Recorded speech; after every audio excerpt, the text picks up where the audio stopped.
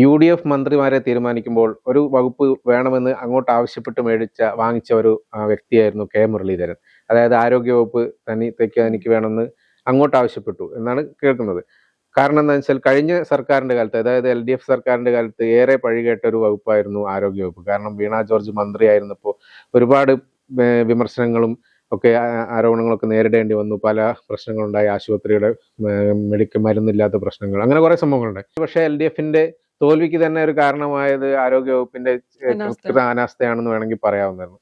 അങ്ങനെയുള്ള ഒരു വകുപ്പ് ചോദിച്ചു വാങ്ങിയ ആളാണ് മുരളീധരൻ. ഇപ്പോൾ ഈ കഴിഞ്ഞ കുറച്ച് ദിവസങ്ങളിലായി സംഭവിക്കുന്നത്, ആദ്യത്തെ മുരളീധരന്റെ ഭാഗത്തു നിന്ന് വരുന്ന കുറച്ച് സംഭവങ്ങൾ എന്ന് പറഞ്ഞാൽ, കഴിഞ്ഞ ദിവസം ആശുപത്രികളിൽ പൊതിച്ചോറുകൾ വിതരണം ചെയ്യാൻ പാടില്ല എന്നല്ല പറഞ്ഞത്, ഒന്നിച്ച് നൽകാൻ പാടില്ല എന്ന് പറഞ്ഞതിന് ശേഷം അത് കഴിഞ്ഞു. അതൊരു വിവാദത്തിലായി. അതിനു പിന്നാലെ കഴിഞ്ഞ ദിവസം പുനലൂർ താലൂക്ക് ആശുപത്രിയിൽ മുരളീധരൻ സന്ദർശിച്ചപ്പോൾ ആശുപത്രിക്കകത്ത് കൊടിയും തോരണങ്ങളും മുദ്രാവാക്യവും വിളിച്ച സംഭവങ്ങളൊക്കെ ഉണ്ടായി. അപ്പോൾ അങ്ങനെ ഉണ്ടായപ്പോൾ തന്നെ ഒരു വലിയ വിമർശനം. കാരണം ആശുപത്രിയിൽ പല രോഗികൾ എത്തുന്നതാണ്. പല ആൾക്കാർ പല രീതിയിൽ അവരുടെ മാനസികാവസ്ഥ എങ്ങനെയുണ്ടാവുന്നൊന്നും നമുക്ക് അറിയാൻ പറ്റില്ല. എന്ന് വെച്ചാൽ രോഗത്തിന്റെ ഒരു പ്രശ്നം തീവ്രത എങ്ങനെയാണെന്നും അറിയില്ല. അങ്ങനെയുള്ള ഒരു ചുറ്റുപാടിൽ കൊടി തോരണങ്ങളും പിടിച്ച് വലിയ ഉച്ചത്തിൽ മുദ്രാവാക്യം വിളിക്കുന്നു മുരളീധരൻ നടന്നു പോകുമ്പോൾ. അതൊക്കെ ഒരു ശരിയുള്ളതാണെന്ന് എനിക്ക് തോന്നുന്നില്ല. അപ്പൊ അങ്ങനെയൊന്നുണ്ടായി. അതിന്റെ പിന്നാലെയാണ് വേറൊരു വിവാദം ഉണ്ടായിരിക്കുന്നത്. അതായത് പത്തനാപുരത്ത് പത്തനാപുരം താലൂക്ക് ആശുപത്രി സന്ദർശിച്ച്, അതായത് അതിന്റെ നിർമ്മാണ പ്രവർത്തനങ്ങൾ നടന്നുകൊണ്ടിരിക്കുകയാണ്.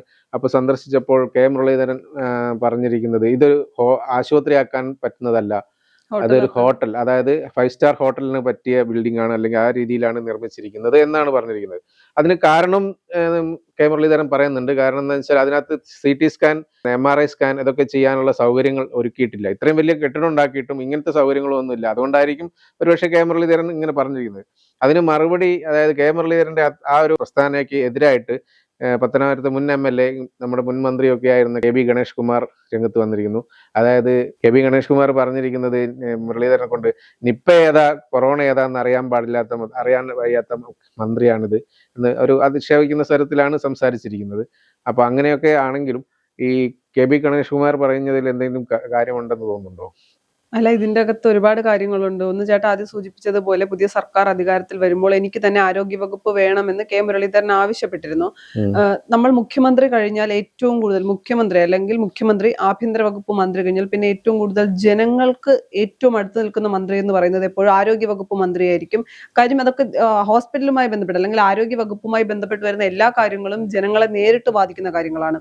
ഒരു സർക്കാർ വിജയമാണോ പരാജയമാണോ എന്ന് നമുക്ക് മനസ്സിലാക്കാൻ കഴിയുന്നത് അതിന്റെ ആരോഗ്യ വകുപ്പ് അല്ലെങ്കിൽ ആ സർക്കാരിന്റെ ആരോഗ്യ വകുപ്പ് പോകുന്ന ഗതി ഏതാണെന്ന് നോക്കുമ്പോൾ തന്നെ നമുക്ക് ആ സർക്കാരിനെ വിലയിരുത്താൻ കഴിയും. അതുകൊണ്ട് തന്നെയാണ് ഒന്നാം പിണറായി വിജയൻ സർക്കാരിന്റെ കാലത്ത് ഇവരുടെ ടീച്ചറമ്മ എന്ന് പറയുന്ന KK ശൈലജ നല്ല ആരോഗ്യ വകുപ്പ് മന്ത്രിയായിരുന്നെന്നും അതുകൊണ്ട് ഇവർക്ക് തുടർഭരണം കിട്ടിയെന്ന് CPM-കാർ പോലും പറയുന്നത്. എന്നാൽ രണ്ടാം പിണറായി സർക്കാരിന്റെ സമയത്ത് ഏറ്റവും അധപ്പതിച്ച വകുപ്പ് എന്ന് പറയുന്നത് വീണ ജോർജ് നേതൃത്വം നൽകിയിരുന്ന ആരോഗ്യ വകുപ്പാണ്.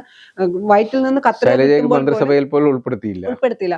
വയറ്റിൽ നിന്ന് കത്രിക കിട്ടുമ്പോൾ പോലും കത്രിക വയറ്റിലിരുന്നാൽ യാതൊരു പ്രശ്നവും ഇല്ല എന്ന് ഡോക്ടർ പറയുമ്പോൾ ഡോക്ടറോട് മന്ത്രി എടുത്ത നിലപാട്, അന്നത്തെ സർക്കാർ എടുത്ത നിലപാട്. അപ്പൊ ഇതിലൊക്കെ മാറ്റം കൊണ്ടുവരാൻ കഴിയും. ഏറ്റവും ജനകീയനായ മന്ത്രിയാകുക എന്ന ലക്ഷ്യമാണ് മുരളീധരന്റെ മനസ്സിലുള്ളതെങ്കിൽ അദ്ദേഹം നോക്കുമ്പോൾ ഒരിക്കലും മുഖ്യമന്ത്രിയാകാൻ കഴിയില്ല. അപ്പോൾ ഏറ്റവും ജനകീയനായ മന്ത്രിയാകാൻ ഏറ്റവും നല്ല വകുപ്പ് സ്വീകരിക്കുക, അല്ലെങ്കിൽ ആരോഗ്യ വകുപ്പ് സ്വീകരിച്ചാൽ ഏറ്റവും ജനകീയനായ മന്ത്രിയാകാമെന്ന ലക്ഷ്യത്തോടു കൂടി ആയിരിക്കണം അദ്ദേഹം അങ്ങനെ ഒരു നിലപാടെടുത്തത്. കാരണം കുത്തഴിഞ്ഞു കിടക്കുന്നത് ആരോഗ്യ വകുപ്പായിരുന്നു. അതൊന്ന് നേരെയാക്കണം എന്നുള്ള ഒരു ലക്ഷ്യത്തോടു കൂടി തന്നെയാണ് മുരളീധരൻ അത് ഏറ്റെടുത്തിരിക്കുന്നത്. പിന്നെ രണ്ടാമത്തെ കാര്യം എന്ന് പറയുന്നത് പൊതിച്ചോറുമായിട്ടുള്ള ഒരു വിവാദമായിരുന്നു. അദ്ദേഹം പറഞ്ഞത് ഒരു പാർട്ടിയുടെയും, അവിടെ CPM എന്നോ DYFI എന്നോ SFI എന്നോ KSU എന്നോ യൂത്ത് കോൺഗ്രസ് എന്നോ സേവാഭാരതി എന്നോ ഒന്നുമല്ല, ഒരു പാർട്ടിയുടെയും കൊടിയുടെ ലേബലിൽ ആഹാരം കൊടുക്കണ്ട, നിങ്ങൾക്ക് ആഹാരം കൊടുക്കാം. ഞാനും അതിനെ ന്യായമായി സപ്പോർട്ട് ചെയ്യുന്ന ആളാണ്. ഇപ്പൊ DYFI-ക്കാർ അവരവരുടെ വാഹനത്തിൽ കൊണ്ടുവന്ന, അല്ലെങ്കിൽ അവർ ഓരോ സ്ഥലത്ത് നിന്ന് കളക്ട് ചെയ്ത് കൊണ്ടുവരുന്ന അവരുടെ കൊടിയോ ബാനറോ ആവശ്യമില്ല, അവർ ആഹാരം നൽകട്ടെ. ആഹാരം നൽകണ്ട എന്നാണ് സർക്കാർ പറഞ്ഞിരുന്നെങ്കിൽ അത് തെറ്റാണ്. മുരളീധരൻ പറഞ്ഞത് ശരിയല്ല. എന്നാൽ കൊടിയോ ബാനറോ വെച്ചുകൊണ്ട് ആഹാരം നൽകേണ്ട ആവശ്യമില്ല എന്ന് പറയുമ്പോൾ അതിനെ പോസിറ്റീവായിട്ടാണ് കേരളം കണ്ടത്. ഒരു വിഭാഗം കമ്മികൾ അതിനെ എതിർത്തെങ്കിലും കേരളം അതിനെ പോസിറ്റീവായി തന്നെയാണ്. അതേ മുരളീധരൻ തന്നെയാണ് ഈ പുനലൂർ ആശുപത്രിയിൽ കൊടിതോരണങ്ങളും മുദ്രാവാക്യങ്ങളും അത് വീഴ്ച തന്നെയാണ്. അത് സർക്കാരിന്റെ, അല്ലെങ്കിൽ അത് പാർട്ടിക്കാരാണ് ചെയ്തതെങ്കിൽ അത് സർക്കാരിന്റെയും മുരളീധരന്റെയും വീഴ്ച തന്നെയാണ്. ഇത്രയുമല്ല, അല്ലെങ്കിൽ ആശുപത്രിയിൽ ആഹാരം കൊടുക്കുമ്പോൾ കൊടിതോരണങ്ങൾ കയറ്റരുത്, സർക്കാരിന്റെ ആണ് ഹോസ്പിറ്റൽ എന്ന് പറയുന്നിടത്ത് മന്ത്രി ഇറങ്ങി വരുമ്പോൾ എന്താണ് മുദ്രാവാക്യം വിളിക്കാൻ ആളിനെ നിർത്തുക, അവിടെ അവരുടെ പതാക അല്ലെങ്കിൽ പാർട്ടിയുടെ കൊടി ഉപയോഗിക്കുക എന്നൊന്നും പറയുന്നത് ശരിയായ രീതിയല്ല. മുരളീധരന് അപ്പോൾ തന്നെ അല്ലെങ്കിൽ അവിടെ വെച്ച് തടയണമായിരുന്നു. ഞാൻ ഇതിനു മുൻപ് പറഞ്ഞതാണ്, ഒരു കൊടിയോ അല്ലെങ്കിൽ കൊടിയും ബാനറുകളും ഒന്നും ആശുപത്രിയിൽ പാർട്ടിയുടെ കൊടിയോ ബാനറോ കയറ്റാൻ പാടില്ല. നിങ്ങൾ എന്തിനു ഇത് ചെയ്തു എന്ന് ഒരു ശാസനയുടെ സ്വരത്തിലെങ്കിലും സ്വന്തം പാർട്ടിക്കാരോട് ചോദിച്ചു. അവിടെ മുരളീധരന്റെ മൈലേജ് കൂടിയാണ്, അല്ലെങ്കിൽ മൗനമായി അതെല്ലാം കേട്ട് അല്ലെങ്കിൽ അതെല്ലാം ആസ്വദിച്ച് പുറത്തിറങ്ങി വന്നതാണ് തെറ്റ്. അപ്പോഴും മുരളീധരന് പറയാമായിരുന്നു, എന്റെ പാർട്ടി അല്ലെങ്കിൽ ഞാൻ നിൽക്കുന്ന പാർട്ടി എന്നോ എതിർ പാർട്ടി എന്നോ അല്ലെങ്കിൽ പ്രതിപക്ഷമെന്നോ ഇല്ല, എല്ലാവർക്കും നിയമം ഒന്നാണ് എന്ന് പറയാനുള്ള ആർജവം മുരളീധരൻ കാണിച്ചില്ല. പല വിഷയങ്ങളിൽ ശരിയായ നിലപാടെടുക്കുമ്പോഴും ഇത്തരം കാര്യങ്ങളിൽ മൗനം പാലിച്ചാൽ അത് പരാജയം അല്ലെങ്കിൽ ആ എടുത്ത നിലപാടിന് തിരിച്ചടി ഉണ്ടാകുമെന്ന് മന്ത്രി ചിന്തിക്കേണ്ടതായിരുന്നു. കാര്യം ഇതിപ്പോ അനാവശ്യമായി UDF തന്നെ ഒരു വിവാദത്തിലേക്ക് മന്ത്രിയെ കൊണ്ടെത്തിച്ചതാണ്. അവിടെ മന്ത്രിക്കും റോളുണ്ട്. മന്ത്രി ഒരു അക്ഷരം പോലും മിണ്ടാതിരുന്നു. മന്ത്രി എന്തെങ്കിലും ഒന്ന് പ്രതികരിച്ചിരുന്നെങ്കിൽ, ഇത് ശരിയല്ല എന്നെങ്കിലും മന്ത്രി പറയാനുള്ള ആർജവം കാണിച്ചിരുന്നെങ്കിൽ അവിടെ മന്ത്രിക്ക് കൈയടി കിട്ടിയേനെ. പിന്നെ പറയുന്നത് പത്തനാപുരത്തെ ആശുപത്രിയുമായി ബന്ധപ്പെട്ട് ഇത് ഹോട്ടലാക്കാൻ മാത്രമേ അല്ലെങ്കിൽ ഹോട്ടലാക്കാനേ കൊള്ളൂ. ആർക്കാണ്? ഇപ്പൊ കേരളത്തിൽ ഒരാൾക്കും ഒരു 5 സ്റ്റാർ ഹോട്ടലാക്കാനേ ഉള്ളൂ എന്ന് മുരളീധരൻ പറഞ്ഞപ്പോ അതിന് പിന്നെ ഗണേഷ് കുമാർ വേറൊരു കാരണം പാവപ്പെട്ടവർ വരുന്ന സാധാരണക്കാർ വരുന്ന ആശുപത്രിയാണ്. അത് നല്ല തരത്തിലുള്ള ആശുപത്രി ആവുന്നതിൽ ആർക്കാണ് ഇത്ര വെറുപ്പ്? ആർക്കും പ്രശ്നമില്ല. കേരളത്തിലെ ഒരാൾക്കും ഗവൺമെന്റ് ആശുപത്രികൾ ഹൈടെക് ആവുന്നതിൽ യാതൊരു പരാതിയുമില്ല. ഹൈടെക് എല്ലാ ആശുപത്രികളും, മെഡിക്കൽ കോളേജ് ആകട്ടെ, താഴേക്കടയിലുള്ള താലൂക്ക് ഹോസ്പിറ്റലാകട്ടെ, എല്ലാ ഹോസ്പിറ്റലുകളും ഏറ്റവും നല്ല രീതിയിൽ സേവനം ലഭ്യമാകുന്ന രീതിയിലേക്കാണ് മാറ്റേണ്ടത്. അത് ഏത് സർക്കാരിന്റെ കാര്യത്തിൽ അല്ലെങ്കിൽ ഏത് സർക്കാർ ചെയ്താലും, അതിപ്പോ പിണറായി വിജയന്റെ സർക്കാർ ചെയ്താലും VD സതീശന്റെ സർക്കാർ ചെയ്താലും നല്ലതെന്ന് തന്നെ പറയും. പക്ഷെ ഒരു കാര്യം കൂടി ചിന്തിക്കണം. ഇപ്പൊ മുരളീധരൻ പറഞ്ഞത് ഹോട്ടലാക്കാനേ പറ്റൂ, സ്കാൻ ചെയ്യാനുള്ള ഓപ്ഷൻ അല്ലെങ്കിൽ അതിനൊന്നും ഇവിടെ ഈ ബിൽഡിംഗിൽ നടക്കില്ല, അല്ലെങ്കിൽ അതിലുള്ള സൗകര്യം നല്ലൊരു ഹോട്ടൽ ആവണമെങ്കിൽ സ്വാഭാവികമായിട്ടും CT സ്കാനിനും MRI സ്കാനിനുള്ള സൗകര്യങ്ങൾ ഒരുക്കണം. അത് ഒരുക്കിയിട്ടില്ല എന്ന് പ്രത്യേകം കണ്ടതുകൊണ്ട് അത് എടുത്തു പറഞ്ഞു. ഇതിനുള്ള സൗകര്യമൊന്നുമില്ല, കാരണം അതിന്റെ നിർമ്മാണം കൃത്യമല്ല എന്നുള്ളതാണ് എടുത്തു പറഞ്ഞത്. കറക്റ്റ് പറയുകയാണെങ്കിൽ ഹോസ്പിറ്റലുകൾ ഡെവലപ്പ് ആക്കാൻ പോകുന്നു എന്നതിന്റെ പേരിൽ വലിയ കെട്ടിടങ്ങൾ കെട്ടിയിട്ട് യാതൊരു കാര്യവുമില്ല. അവിടെ എല്ലാവിധ അല്ലെങ്കിൽ നമ്മൾ ഇതിനു മുൻപും കണ്ടതാണ്, പല ഗവൺമെന്റ് ആശുപത്രികളിൽ ഉപകരണങ്ങളുണ്ട്, അത് ഉപയോഗിക്കാൻ ആളില്ലാതെ കേടായി പോകുന്ന സ്ഥിതിയും കണ്ടതാണ്. അപ്പൊ കെട്ടിടങ്ങൾ വലിയ, അതിപ്പോ ഏത് സർക്കാർ ആയാലും കെട്ടിടങ്ങൾ കോടികൾ ചിലവാക്കി പണിതിടുന്നു, അല്ലെങ്കിൽ അത് ആ സർക്കാരിന്റെ ക്രെഡിറ്റ് ആയി പണിതിടുന്നു. പിന്നീട് അവിടെ ആവശ്യത്തിനുള്ള ഉപകരണങ്ങളില്ല, ഡോക്ടർമാരില്ല, ആവശ്യത്തിനുള്ള ഒരു സംവിധാനവും ഇല്ല എങ്കിൽ ആ തുക കൂടി സാധാരണ ജനങ്ങളുടെ നികുതി പണത്തിൽ നിന്ന് എടുക്കുന്ന പൈസയാണ്. ആ തുക കൂടി ഒരു ഉപയോഗമില്ലാതെ പോകും. അതിപ്പോൾ ആര് ചെയ്താലും ശരി അല്ലെങ്കിൽ ആര് ചെയ്താലും തെറ്റും ശരിയുമായി തന്നെ നിലനിൽക്കും. അതുകൊണ്ട് തന്നെ ഗണേഷ് കുമാർ പറയുന്നത് പോലെ ഹോസ്പിറ്റലുകൾ മികവുറ്റതാക്കുന്നതിൽ ഒരു പ്രശ്നവുമില്ല. പക്ഷെ അവിടെ എല്ലാ വിധത്തിലും ഇപ്പൊ പത്തനാപുരത്തെ ഹോസ്പിറ്റൽ അല്ലെങ്കിൽ താലൂക്ക് ഹോസ്പിറ്റൽ ബിൽഡിങ്ങുകൾ മാത്രമല്ല എല്ലാ സൗകര്യങ്ങളും ഉള്ള ഒരു രീതിയിലേക്ക് മാറ്റിയെടുക്കുകയാണെങ്കിൽ അത് ഹൈടെക് ആയാൽ സന്തോഷമേ ഉള്ളൂ. അതുപോലെ എല്ലാ ഹോസ്പിറ്റലുകളും ഹൈടെക് ആകട്ടെ, അതിലൊന്നും യാതൊരു തർക്കവുമില്ല. എന്നാൽ മുരളീധരൻ പറയുന്നത്, മന്ത്രി പറയുന്നത് വസ്തുതയാണ് എങ്കിൽ മന്ത്രിക്കൊപ്പം നിൽക്കാനേ നമുക്ക് സാധ്യതയുള്ളൂ, അല്ലെങ്കിൽ മന്ത്രിക്കൊപ്പം നിൽക്കേണ്ട ഒരു സാഹചര്യമാണ് നിലവിലുള്ളത്. കാര്യം മന്ത്രി പറയുന്നത് പോലെ ഒരു സ്കാൻ ചെയ്യാൻ പറ്റാത്ത, പ്രത്യേകിച്ച് ഒരു കാര്യങ്ങൾക്കും പറ്റാത്ത ഹോട്ടൽ പോലെ അല്ലെങ്കിൽ നല്ലൊരു ബിൽഡിംഗ് കെട്ടിയിട്ടിട്ട് കാര്യമില്ല. ഇത് വെറുതെ പോയി കണ്ടിട്ട് വരാനുള്ള മ്യൂസിയം അല്ലല്ലോ കണ്ടിട്ട് തിരികെ വരാം. അപ്പൊ അവിടെ സേവനം ലഭിക്കണം. ആ സേവനം ലഭിക്കത്തക്ക തരത്തിലല്ല ഇത് പണിത് വെച്ചിരിക്കുന്നതെങ്കിൽ മന്ത്രിയുടെ ഭാഗത്താണ് ന്യായം തന്നെ പറയേണ്ടി വരും.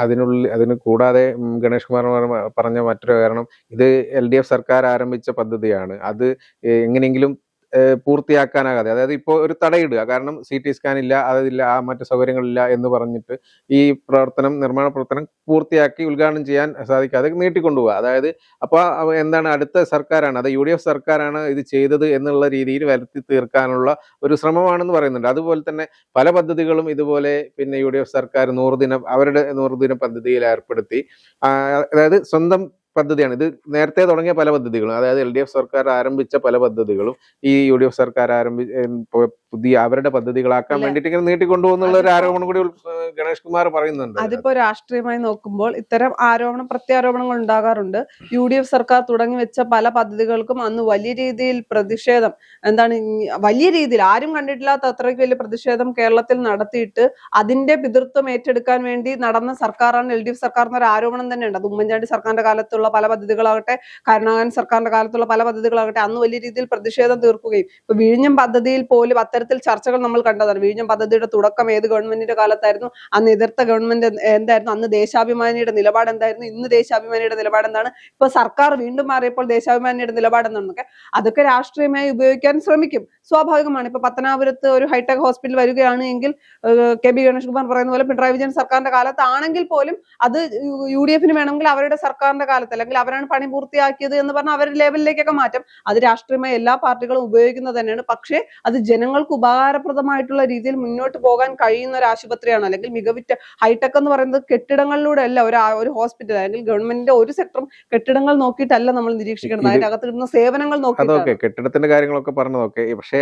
ആരോഗ്യമന്ത്രിയെ അധിക്ഷേപിക്കുന്ന സ്വരത്തിൽ നിപ്പ ഏതാണ് കൊറോണ ഏതാണ് എന്ന് തിരിച്ചറിയാൻ കഴിവില്ലാത്ത ആളാണ് ആരോഗ്യമന്ത്രി എന്നും, പിന്നെന്താണ് ചൂട് കൊടുത്താൽ ചൂടുണ്ടായാൽ കൊറോണ വരില്ല എന്ന് പറഞ്ഞ ആളാണ് എന്നൊക്കെ പറഞ്ഞിട്ട് ഒരു പരിഹസിക്കുന്ന ഒരു വേണയാണ് പറഞ്ഞിരിക്കുന്നത്. അപ്പോ ഇതിനുള്ള മറുപടിയൊക്കെ മിക്കവാറും ചിലപ്പോ മുരളീധരൻ ഈ വിഷയത്തിൽ പ്രതികരിക്കില്ല, ചിലപ്പോ അദ്ദേഹം ഇതിനുള്ള മറുപടി പറയുമായിരിക്കും. പിന്നെ ആരോഗ്യമന്ത്രിയുടെ അല്ലെങ്കിൽ ആരോഗ്യ മേഖല ഇപ്പൊ നിപ്പ ഏതാണ് കൊറോണ ഏതാണെന്ന് അറിയാത്ത ആരോഗ്യ വകുപ്പ് മന്ത്രിയാണോ, അല്ലെങ്കിൽ ആരോഗ്യ പുതിയതായിട്ട് വന്നിട്ടല്ലേ ഉള്ളൂ, നമുക്ക് കുറച്ച് നോക്കാം, ഒന്നും അറിയാത്ത മന്ത്രിയാണോ എന്ന്. കാര്യം വയറ്റിൽ നിന്ന് കത്രിക പുറത്തെടുക്കുമ്പോൾ കത്രിക വയറ്റിലിരുന്നാൽ കുഴപ്പമില്ല എന്ന് പറഞ്ഞ ഡോക്ടർമാരുള്ള സംസ്ഥാനമാണ് നമ്മുടേത്. അന്ന് മൗനമായി സപ്പോർട്ട് ചെയ്ത ആരോഗ്യ വകുപ്പ് മന്ത്രിയും സർക്കാരും ഉണ്ടായിരുന്ന സംസ്ഥാനമാണ് നമ്മുടേത്.